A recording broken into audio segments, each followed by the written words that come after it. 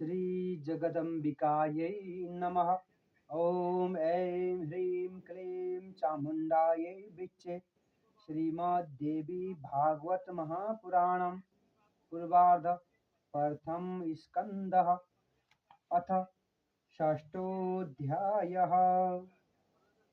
शेषशायी भगवान विष्णु को कर्णमलबाट मधु कैटभको उत्पत्ति तथा ती दुवै ब्रह्मासित युद्धका लागि तत्पर हुनु। ऋषयौचु सौम्य यच्च त्वया प्रोक्तं शौर्ये युद्धं महार्णवे मधुकैटभयो सार्धं पञ्चवर्षसहस्रकम् कस्मात्तौ दानवौ जातौ तस्मिन्नेकार्णवे जले महावीर्यौ दुराधर्षौ देवैरपि सुदुर्जयौ।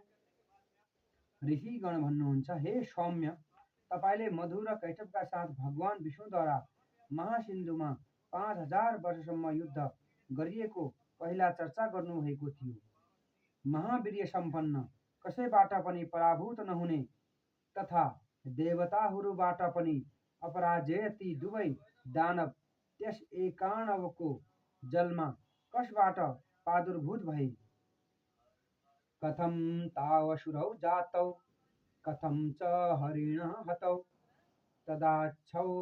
तदाचक्ष महाप्राज्ञ चरितं परमाद्भुतं श्रोतुकामा वयं सर्वे तं वक्ता च बहुश्रुतः दैवाच्चात्रैव संजातः संयोगश्च तथा वयोः। ती असुर किन उत्पन्न भए तथा भगवानद्वारा उनीहरूको वध किन गरियो? हे महामती, तपाईँ यो परम अद्भुत आख्यान हामीहरूलाई सुनाउनुहोस्। हामीहरू यो कथा सुन्नलाई इच्छुक छौं र तपाईँ अति प्रसिद्ध वक्ता हुनुहुन्छ। हाम्रो र तपाईको यो सम्पर्क दैवयोगले नै भएको छ। मूर्खेण सह संयोगो विषादपि सुदुर्जरः विज्ञेन सह संयोगः सुधारसमः स्मृतः जीवन्ति पशवः सर्वे खादन्ति मेहयन्ति च जानन्ति विषयाकारं व्यवाय सुखमद्भुतं न तेषां सदसंज्ञानं विवेको न च मोक्षदः पशुभिस्ते समाज्ञेया येषां न श्रवणादरः। मूर्खका साथ स्थापित गरिएको सम्पर्क विषभन्दा पनि धेरै अनिष्टकर हुन्छ र त्यसको विपरीत विद्वानहरूको सम्पर्क पीयूष रस तुल्य मानिएको छ।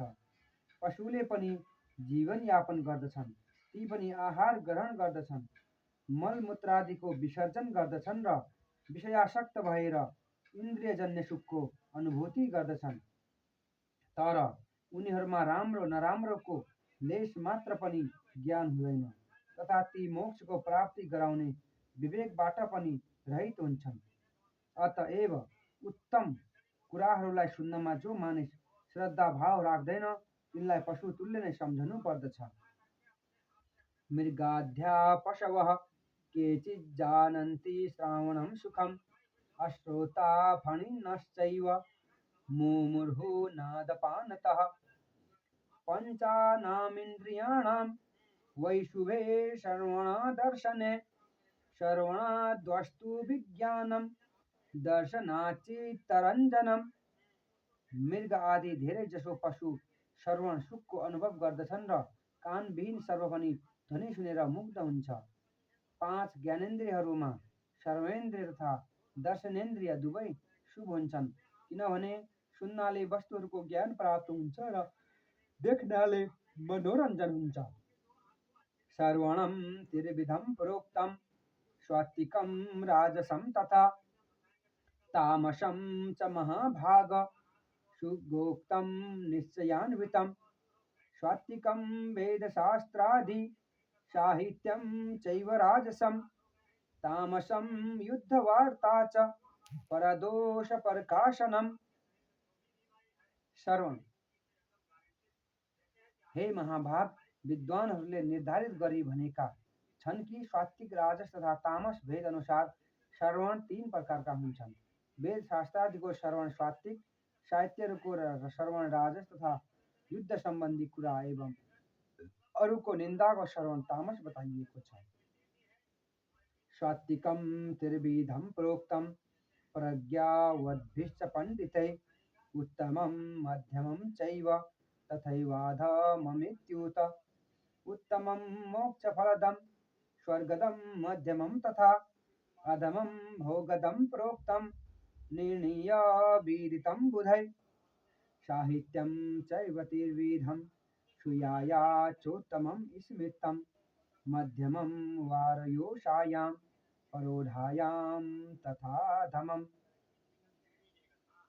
प्रज्ञावान पण्डितहरूद्वारा सात्विक श्रवण को पनि उत्तम, मध्यम तथा अधम ये 3 प्रकार बताइएको छ। उत्तम श्रवण मोक्ष को प्राप्ति गराउने, मध्यम श्रवण स्वर्ग दिने तथा अधम श्रवण भोगहरूको उपलब्धि गराउने खालको बताइएको छ। विद्वानहरूले राम्ररी सोच विचार गरी यस्तो निर्धारण गर्नुभएको छ। साहित्य पनि 3 प्रकारका हुन्छन्। जुन साहित्यमा स्वकीय नायिकाको वर्णन हुन्छ त्यो उत्तम, जुन साहित्यमा वेश्याहरूको वर्णन हुन्छ त्यो मध्यम तथा जुन साहित्यमा परस्त्री वर्णन हुन्छ त्यो अधम साहित्य बताइएको छ।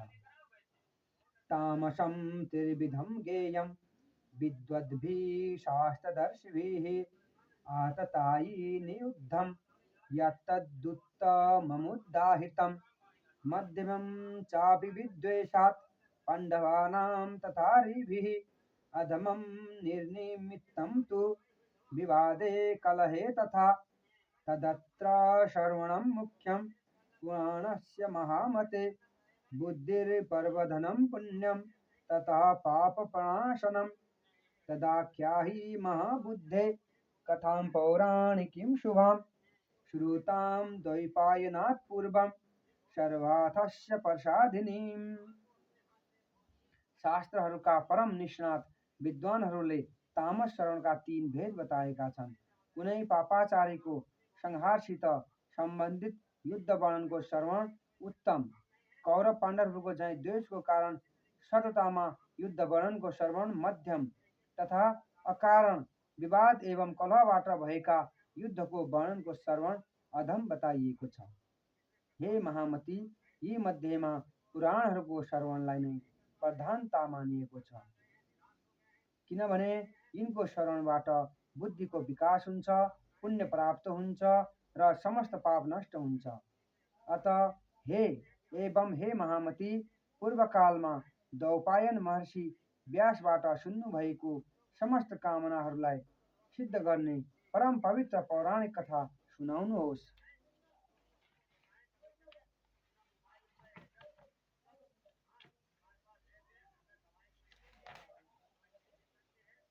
सूत उवाच यूयं धन्या महाभागा धन्योऽहं पृथिवीतले, येषां श्रवणबुद्धिश्च ममापि कथने किल।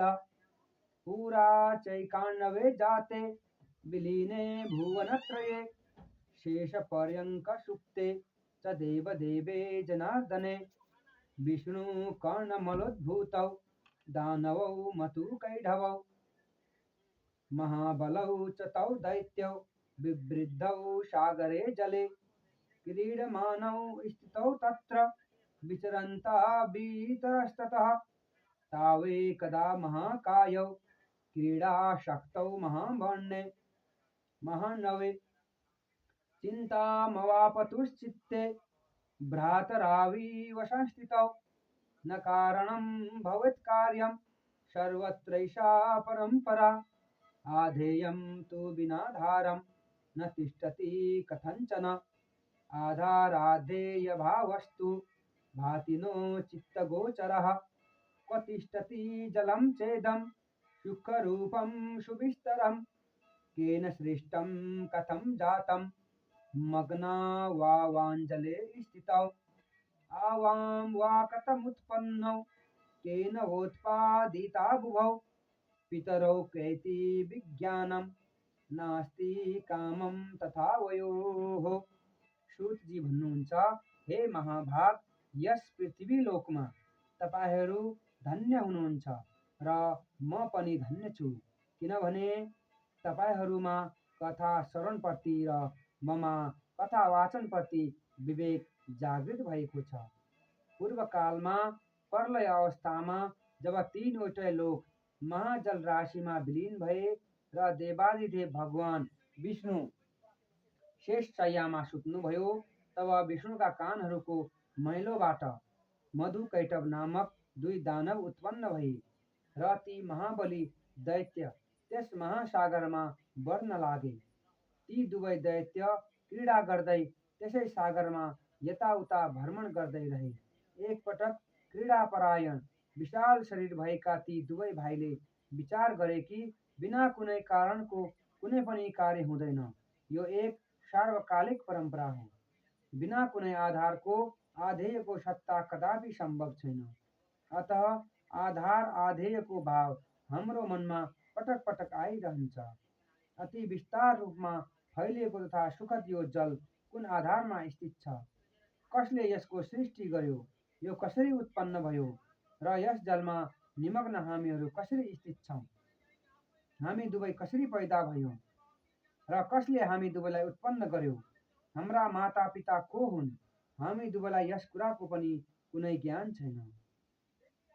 सूत उवाच एवं कामयामानौ तौ जग्मतु न विनिश्चयम् उवाच कैटभस्तत्र मधुम पार्श्वे स्थितं जले।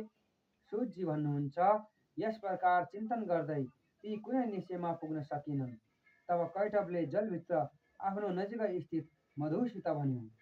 कैटभ उवाच मधो वामत्र सलिले स्थातुं शक्तिर्महाबला वर्तते भ्रातरचला कारणं शाहि मे मता तया ततमिदं तोयं तदाधारं च तिष्ठति सा एव परमां देवी कारणं च तथा वयोः।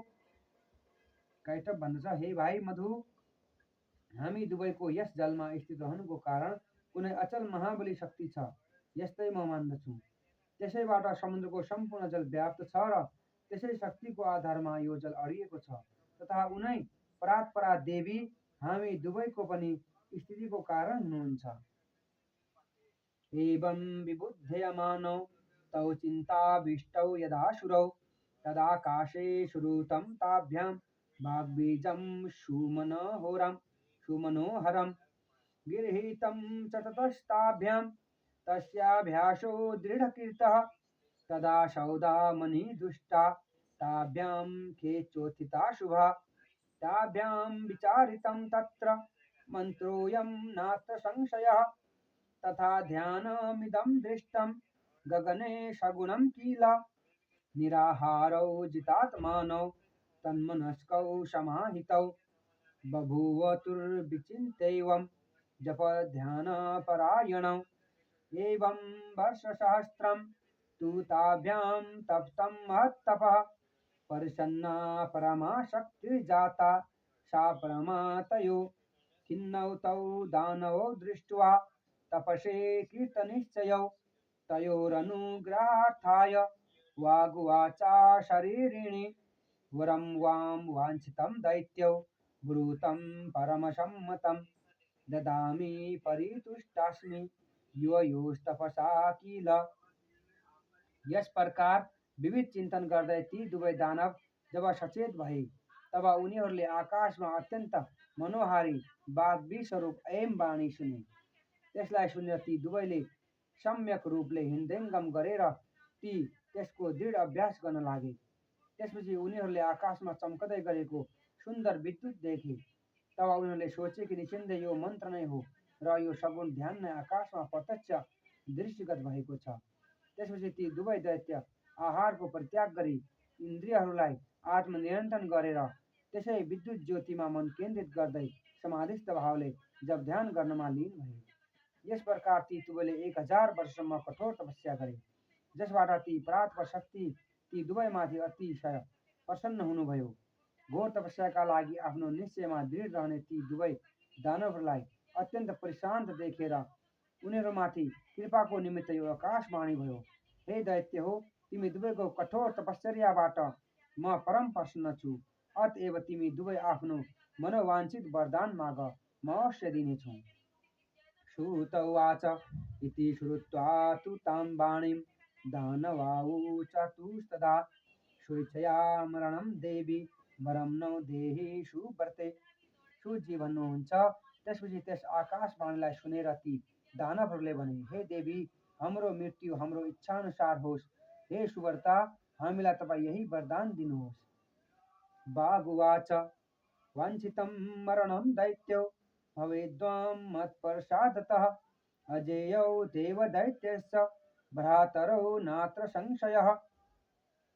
वाणीले भनिन्, हे दैत्य हो, मेरो कृपाले अब तिमी दुवै आफ्नो इच्छा अनुसार नै मृत्युलाई प्राप्त गर्नेछौ। दानव तथा देवता कसैले पनि तिमी दुवै भाइलाई पराजित गर्न सक्ने छैनन्, यसमा सन्देह छैन। श्रुत उवाच इति दत्तवरौ देव्या दानवौ मददर्पितौ चक्रतु सागरे क्रीडां यादो गणसमन्वितौ कालेन कियता विप्रा दानवाभ्यां यदृच्छया दृष्टा प्रजापतिर्बर्मा पद्मासनगतः प्रभु। सूतजी भन्नुहुन्छ, भगवतीबाट यस्तो वरदान प्राप्त गरी ती दुवै दैत्य मन्दोमन्त भएर त्यस महासागरमा जलचर जीवहरूका साथ क्रीडा तत्पर भए। हे विप्रहरू हो, केही समय व्यतीत भएपछि ती दानवहरूले संयोगवश जगत स्रष्टा वर्मालाई कमलको आसनमाथि बस्नु भएको देखे। दृष्ट्वा तु मुदितावास्तां युद्धकामौ महाबलौ तमुचतुस्तदा तत्र युद्धं नो देहि सुव्रत नो चेत् पद्मं परित्यज्य यथेष्टं गच्छमाचिरं यदि त्वं निर्बलश्चासि क्व योग्यं शुभमाशमासनं वीरभोग्यमिदं स्थानं कातरोषि त्यजाशु वै। तयोरीति वचा श्रुत्वा चिन्तामाप प्रजापतिः दृष्ट्वा च बलिनो वीरौ किं करोमीति तापसः चिन्ताविष्टस्तदा तस्थौ चिन्तयन् मनसा तदा। उहाँलाई देखेर युद्धको लालसाले ती दुवै महाबली दैत्य प्रसन्न भई उठेर वर्मासित भने, हे सुव्रत, तपाईँ हामीहरूका साथ युद्ध गर्नुहोस्, अन्यथा यो पद्मासन छोडेर तपाईँ अविलम्ब जहाँ जान चाहनुहुन्छ त्यहीँ जानुहोस्। यदि तपाईँ दुर्बल हुनुहुन्छ भने यस शुभ आसनमाथि बस्न तपाईँको अधिकार छैन। कुनै वीरले नै यस आसनको उपभोग गर्न सक्दछ। तपाईँ कायर हुनुहुन्छ, अतः अति शीघ्र यस आसनलाई छोडिदिनुहोस्।